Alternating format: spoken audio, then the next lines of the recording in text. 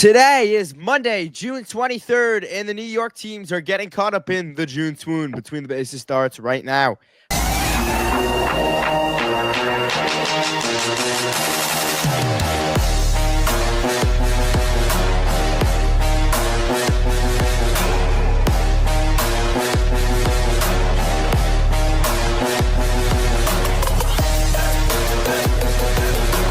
Hello, everyone, and welcome back to an episode of the Between the Bases podcast. My name is Noak. Alongside me is Micha Block. We both support the New York baseball teams, and they're both struggling right now in June. Micha, how you doing right now? The Mets are not playing well. I guess I'm doing fine, but I'll be there against the Braves Tuesday, Wednesday, Thursday, so hope you get a good result. I don't expect the Mets to take this series against Atlanta, but, let's go. I mean, Yankee fans, everyone give it a congratulations to Micha Block. He broke our June swoon. Maybe he's going to break the Mets June swoon. Went to the game on Thursday with Micha Block. Great guy. Rooted for the Yankees. We did the roll call together in the bleachers. The Yankees snapped the streak. We stayed for the losing streak. We stayed for the rain delay. Anything you want to say about that game before we get started? We did go with Moshe, so we almost caught a homer. Yeah, a lot of homers in that game. Grisham hit a bomb. Right to us. Yeah, a few rows ahead of us. Not right to us, but I called the Joe Adell homer. That was me. But yeah, Trout hit a bomb. A lot of back and forth game. Williams obviously were able to close it out. And yeah, weird game with the rain and all, but they took the tarp off for 3 seconds and had to put it back in. No, they put the tarp on for 3 seconds, then had to take it back off because it wasn't raining. And later in the game, they had the 45-minute rain delay. But Let's get started talking about the New York baseball teams here. I'm going to start with mine. Let's start on the negative side this morning. Let's go. As it's currently 12:41, so it's kind of the afternoon. We're going to start on the negative side. The New York Mets.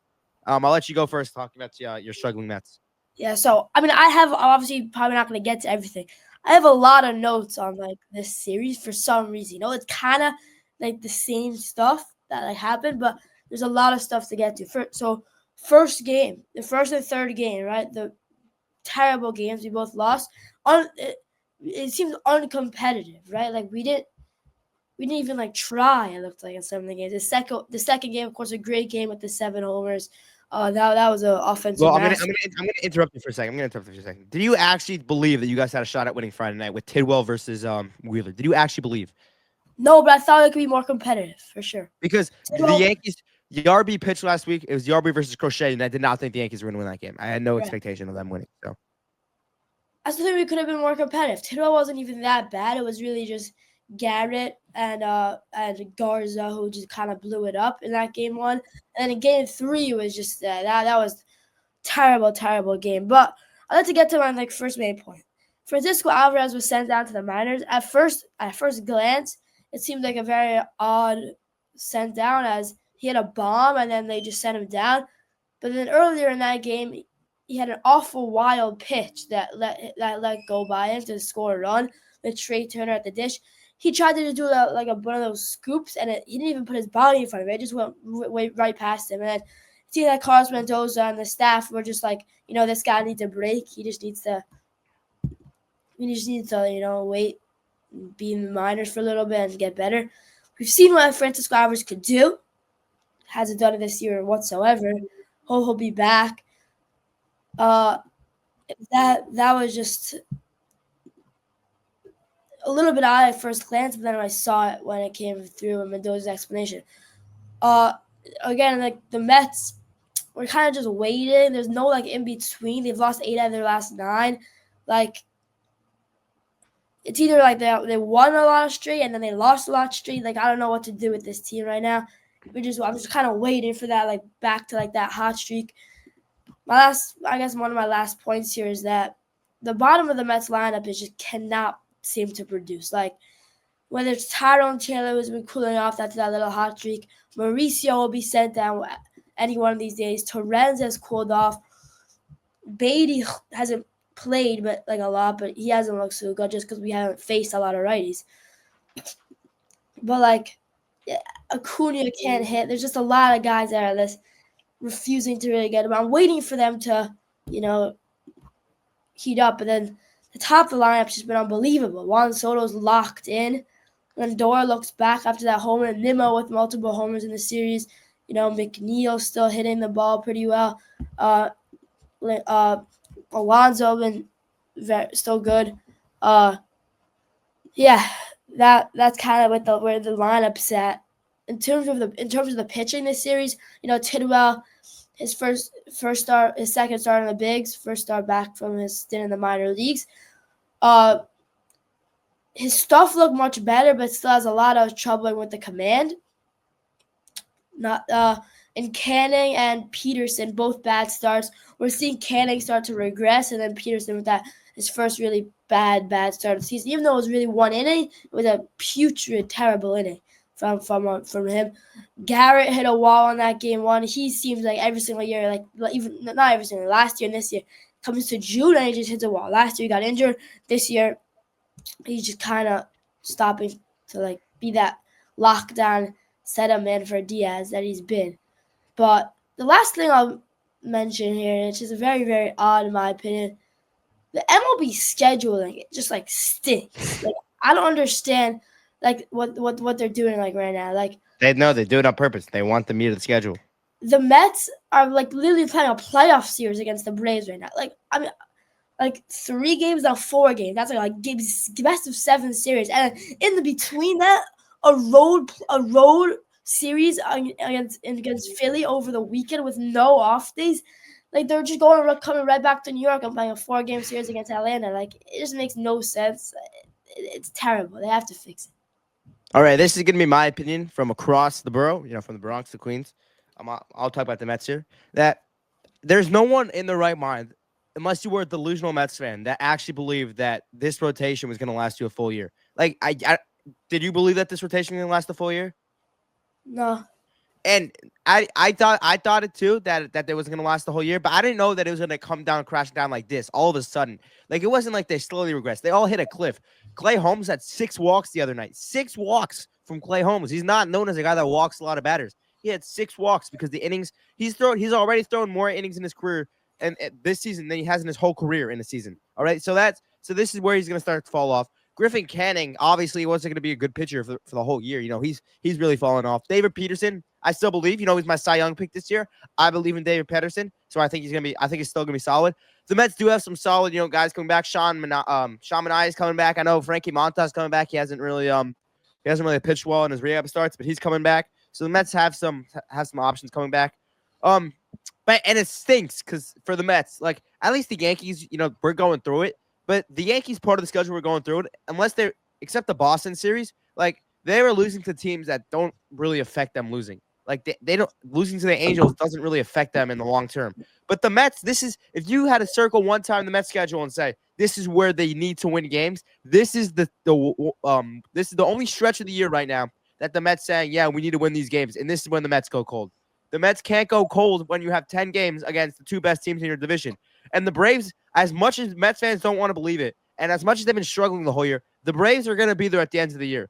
Because look what happened in 2021. They were under 500 at the trade deadline. Then they got all those pieces and won the World Series, all right? So I'm not counting this Braves team out until I see them the final out in the playoffs when they go down. Because they're going to be in the playoffs, and if they're in the playoffs, they're going to make a big dance. Okay, they're gonna make a big splash in the playoffs. And this Mets team, it really reminds me of the Yankees team from last year. Really meat at the top and nothing at the bottom. This year, at least the Yankees have depth going down 1 through 9. I got confidence in everyone 1 through 9 in the Yankees lineup right now. But the Mets, you explained the bottom of the Mets lineup right now. The top of the Mets lineup is one of the best. It's top 3 in the league. But the bottom half of the lineup cannot hit. And in the words of the famous Luis Severino, is quote, "You guys only the Yankees only have 2 good hitters. But this year the Mets only have 3 good hitters in Brandon Nimmo." Good point, I guess, but I'm not. For now, I'm not. I don't really love to look at whether the pitching is gonna fall down or not. Kind of just like to look at this, this series. Of course, Canning it with his regression and Peterson with his bad start, but I'm not that worried as maybe other people are, especially non-Mets fans. I think they will be back, and I think they will be fine. And watch out, Mets will make a splash at the deadline. Maybe we'll talk about the deadline in a different video, but watch out. All right, now let's talk about the team on the other, bro. The one that runs New York, the New York Yankees. Obviously they were in their June swoon. They came out of it, went 30 straight innings. I made a separate video, of me ranting, and they scored after that. They're hot. Won 3 of their last 4.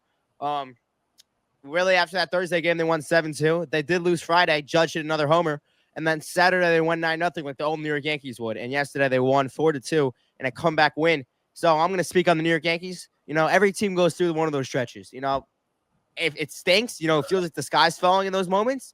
But every team goes through that. The Dodgers go through that. The best team of all time, the New York Yankees, 1998 New York Yankees went through that. All right. So nothing to be embarrassed about. Happens every year. Thank God. Hopefully we're out of it right now. Let's go beat up on the Reds. But I think the one key factor for why the New York Yankees struggled is because they didn't face a lefty in starting in any of those stretches. When the New York Yankees face a lefty, they're the best team in baseball. I know it's weird to say because their whole lineup is lefties, but their OPS team-wise against lefties, they're one-dotting it, which is nuts, insane. And they didn't face a lefty until they faced Tyler Anderson, who they hammered him the other night. They face a lefty tonight. They face Chase Burns tomorrow night, making his MLB debut for the Reds. He's a righty. So that's the only righty they'll see in this series. And then they see JP Sears on Friday, who's a lefty. Oh, no, I'm sorry. They also face a righty on Wednesday. So I think the Yankees are out of it. Let's go prove to everyone. Let's get the offense hot. Anything you want to say about my New York Yankees? I guess I'll say a few things. First of all, I'll be watching the Chase Burns start because I'm a big Chase Burns guy. I think he's gonna dominate the Yankees. Hate to be that kid, but I do think that.